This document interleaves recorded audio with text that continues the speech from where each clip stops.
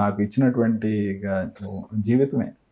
So అది చాలా గత 35 సంవత్సరాలు నేరుగా మీరు గలగలా మాట్లాడే ఎంఎన్ఆర్ గారికి మాటలు రావట్లా.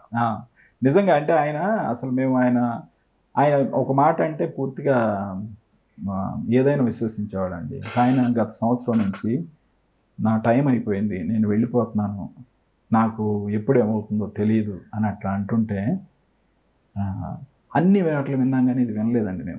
నేను నమ్మల. ఆయన చాలా కాలం నుంచి చెప్తున్నారు anything may happen any time అని జనవరి నుంచి చెప్తున్నారు. కానీ అన్నీ నమ్మాం కానీ ఇది ఆయన నమ్మలేదండి. మేము నమ్మలే. ఆయన చాలా అనారోగ్యంతో బాధపడ్డాం. అది ఆయన ఒక్కోసారి ఫోన్ చేసి ఇప్పుడు నాకేమన్నా అయితే మీరు దాన్ని ఇది కంటిన్యూ చేస్తారు కదా, దీన్ని మనం చేస్తున్న ప్రయాణాన్ని కొనసాగిస్తారు కదా అని అంటే మీ ఆధ్వర్యంలో చేస్తామండి అనేవారు. మీ పర్యవేక్షణలో మీ నేతృత్వంలో చేస్తామంటే అట్లా చేస్తాం. కానీ నేను ఈ మాట నీకు చెప్పకుండా వెళ్ళిపోతే నాకు ఆ కొరత ఉంటుంది కదా, నీకు చెప్పటం ఇది కదా, అందుకని మనం కలిసే పని చేద్దాం. కానీ if something happens to me tonight, will you take up this the crusade, will you take up this assignment, will you take up అని నాకు మన సీనియర్ కొలీగ్స్ అందరితో అట్లా చెప్పేవారు.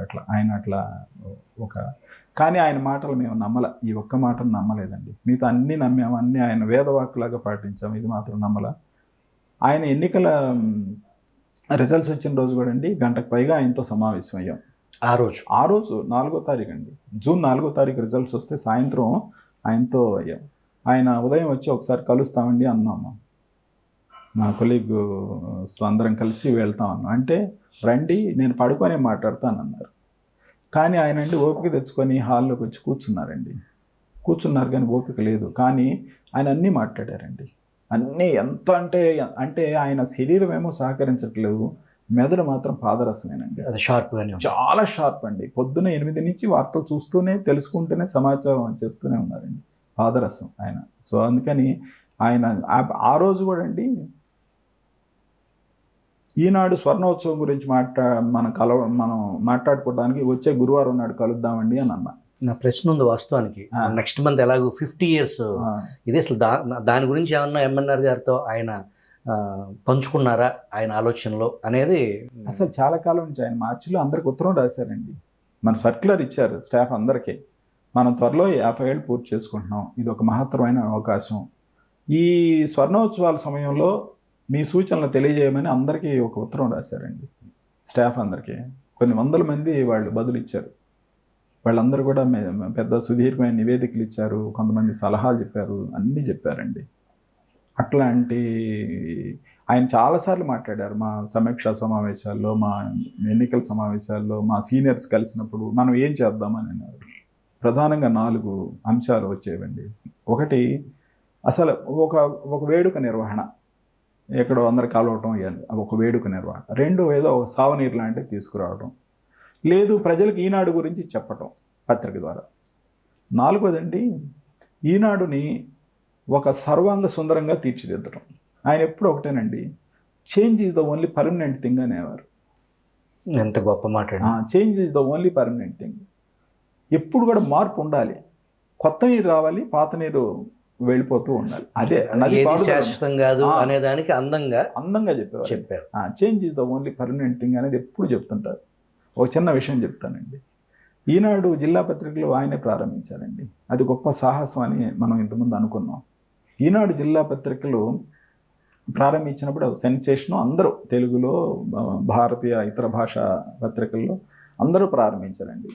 కానీ ఆయన అవి ఒక 35 ఏళ్ళ తర్వాత వాటిని మళ్ళీ క్లోజ్ చేశారు. 32 ఏళ్ళు అనుకుంటున్నాను. అవి మళ్ళీ మొదటిసారిగా మేమే ఆపేసామండి. అంటే అది ప్రారంభించడం కొత్త, ఆపివేయడం కూడా కొత్త. ఇప్పుడు ఎకనామిక్స్ కానీ, ఇప్పుడు అవసరాలు కానీ అవి ఇప్పుడు కుదరదు అని. అంటే ఆయన అప్పుడు చేంజ్ చాలా మనం మారుతూ ఉండాలి అనేది. సో అందుకని ఆయన ఏంటంటే, మనం ఇంతకుముందు అనుకున్నాం పత్రిక వయసు రావచ్చు, మనిషికి వయసు రావచ్చు, కానీ పత్రిక వయసు రాకూడదు. యవ్వనంలో ఉండాలి. ఆ పత్రిక ఎప్పుడు కూడా నవయవనంతో ఉండాలి. అట్లా ఉండటానికి ఏం చేయాలి? ఆయన పెట్టిన పదం నయా అవతార్. ఆ నయా అవతార్. మన పత్రిక ఎప్పుడు జవజీవాలు మళ్ళీ పోస్తారు, ఎప్పుడు కొత్తగా ఉండాలి, ఫ్రెష్గా ఉండాలి. సో ఈ స్వర్ణోత్సవ సంబరాలని, స్వర్ణోత్సవ వేడుకల్ని మీరు ఇలా చేస్తే అది నిజమైనటువంటి కంట్రిబ్యూషన్ ప్రజలకి, సొసైటీకి అని చెప్పేవారండి. సో అందుకని అన్నిటి వేడుకలు నిర్వహించడం కాదండి, స్వర్ణోత్సవం జరుపుకోవడం అంటే మన పత్రికని మరింత ప్రయోజనకరంగా మార్చి అది దాన్ని కూడా ప్రజా ప్రయోజనంలో ఇమిడ్చడం. కరెక్ట్. స్వర్ణోత్సవాన్ని కూడా అట్లానే చేయాలని మేము చాలా సలహాలు ఇస్తే అన్నిటికీ మించి ఏంటంటే పత్రికను ఇప్పుడు మారుతున్న లైఫ్ స్టైల్కి అనుగుణంగా పత్రికను మార్చాలి. ఇప్పుడు మీరు ఇందాక అనుకున్నాం సోషల్ సైన్సెస్ చదవట్లేదు, పుస్తకాలు చదవట్లేదు, కానీ పిల్లలతో చదివించడం ఎట్లా, అది మన ఛాలెంజ్. మనం వదిలేయకూడదు, చదివించడం ఎట్లా, మారుతున్నటువంటి పరిస్థితులకు మన పత్రికని ఒక అనుకూలంగా ఎట్లా మనం మలచాలి, అట్లానే ఉమెన్ ఎట్లా ఇచ్చేయాలి. అది పత్రిక ప్రమాణాలు పెంచడంతో పాటు సమాజాన్ని చైతన్యపరిచే కరెక్ట్ ప్రోగ్రామ్. అవును, అట్లా రీకనెక్ట్ అవ్వాలి. సో ఇప్పుడు వాళ్ళకి సమయం లేదండి, సమయం లేదని వదిలేద్దామా? కాదు, వాళ్ళకున్న కొద్ది సమయాన్ని మనం తీసుకోవాలి, మనం తీసుకొని వాళ్ళని ఎంగేజ్ చేయాలి.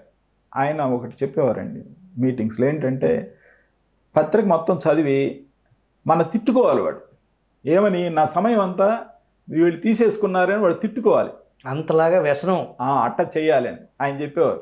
పత్రిక వదిలిపెట్టకుండా చదవకుండా ఉండలేకపోతున్నాను. కొంతమందికి వాష్రూమ్ కూడా వెళ్ళలేని పరిస్థితి, పేపర్ ఉంటేనే అది ఈనాడు చదివితేనే అనే పరిస్థితి చాలా చోట్ల. అట్లా ఆయన అట్లా మనం తిట్టుకోవాలయా అని అనేవారు. అట్లా ఎక్కువసేపు వాళ్ళని చేయాలి. అందుకని వార్తలు ఇవ్వటంలో కూడా అండి కొత్తగా ఇవ్వాలి. గ్రాఫిక్స్లో, ఫోటోగ్రాఫిక్స్, ఇన్ఫోగ్రాఫిక్స్, బొమ్మలు సూక్ష్మంగా చెప్పటం, ఆకర్షణీయంగా చెప్పటం, మన కొద్ది మాటల్లో ఎక్కువ భావాన్ని తెలియజేయటం, యంగ్స్టర్స్ మైండ్స్లోకి ఎట్లా వెళ్ళాలి, వాళ్ళకి ఎట్లా ఉపయోగపడాలి. అందుకని అది చాలా గొప్ప ఎంటర్ప్రైజింగ్ పర్సన్ అండి.